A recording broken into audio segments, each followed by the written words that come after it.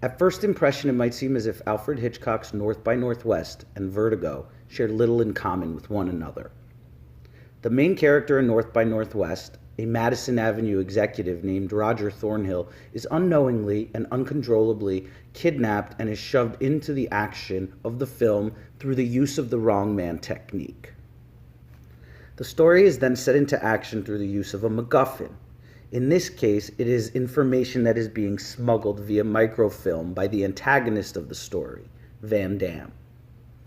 Conversely, Scotty Ferguson, the protagonist of Vertigo, is a less wealthy former police officer who decides to retire after developing vertigo from a near-death experience on a rooftop.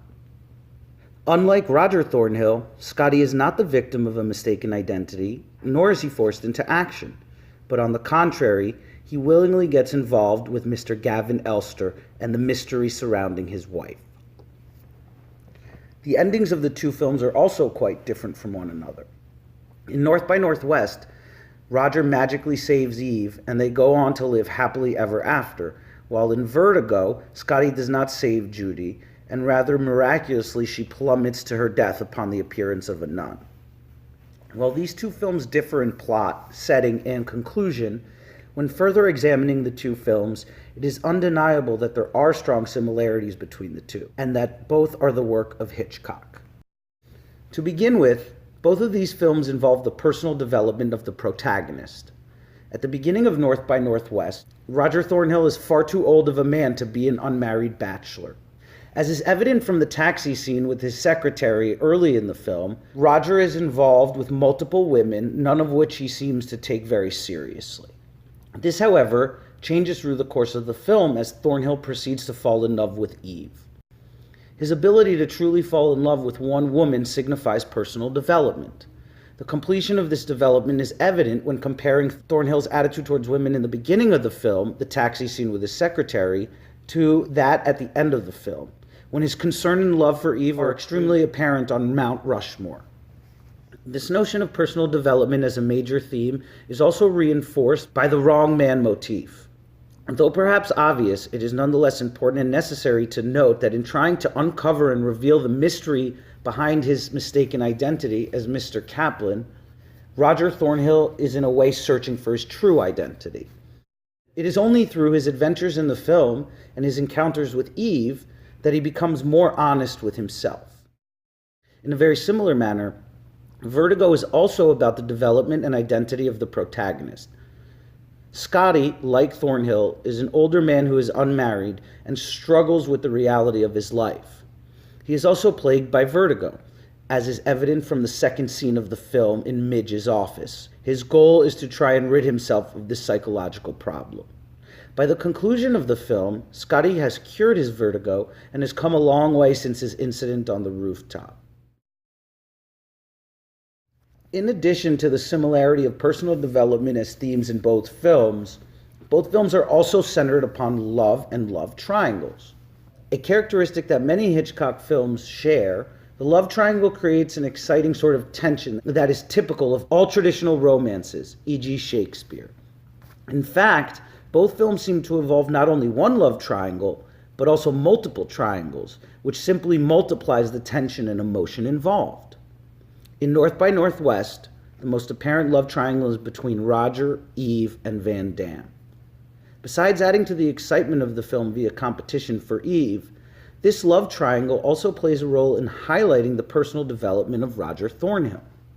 At the auction house, it is clear that he is emotionally invested in Eve and is hurt when her relationship with Van Damme is revealed to him.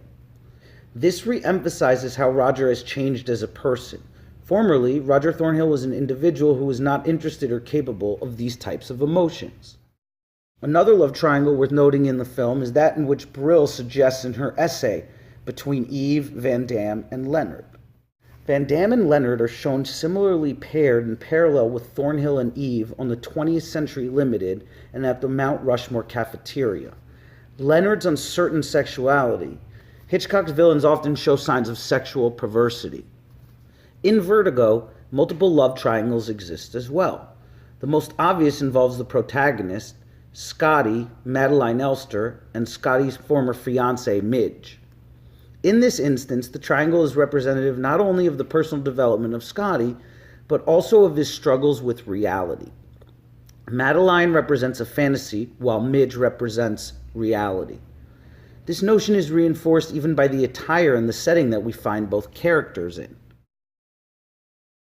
One is immediately aware of the contrast between her, Madeline, and Midge. While Midge is an entirely known quantity, Madeline is surrounded by an aura of mystery. She is always remote from Scotty and from us.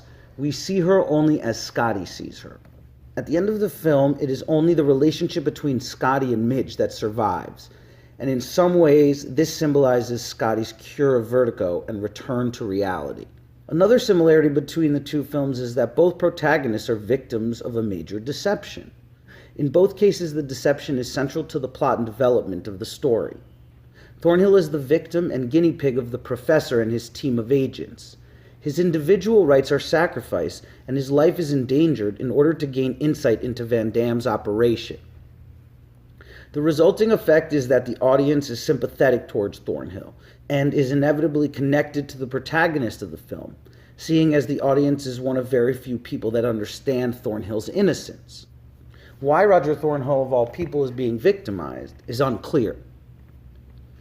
On the contrary, Scotty is targeted and victimized for a very explicit reason: his vertigo. Gavin Elster specifically chooses Scotty to tell his wife Madeline, knowing that he will not be able to make it up the stairs at the church. Unlike North by Northwest, the audience is unaware of the deception for most of the film. The effect on the audience, however, is ultimately the same. Again, the audience sympathizes with Scotty for what he has gone through. While the deceptions that both Roger and Scotty suffer are both cruel and evil, they are absolutely central to the brilliance of both films. Without the deceptions, not only would there be no stories to tell, but also the development and evolution of the protagonist discussed earlier would have never been able to occur. Ultimately, while the stories of North by Northwest and Vertigo are quite different from one another, it is quite clear that they are both creations of the same man. They are both romantic, so to speak, and both deal with similar themes. Personal development, love, and deception are central to both works. In fact, it is these ideas and themes that Hitchcock is clearly most interested in, as opposed to the storyline of each piece. Since these are important dimensions of the film, and the reoccurring focuses of Alfred Hitchcock as a director, upon thorough scrutiny of both works, it becomes clear that North by Northwest and Vertigo, in fact, have very much in common with one another.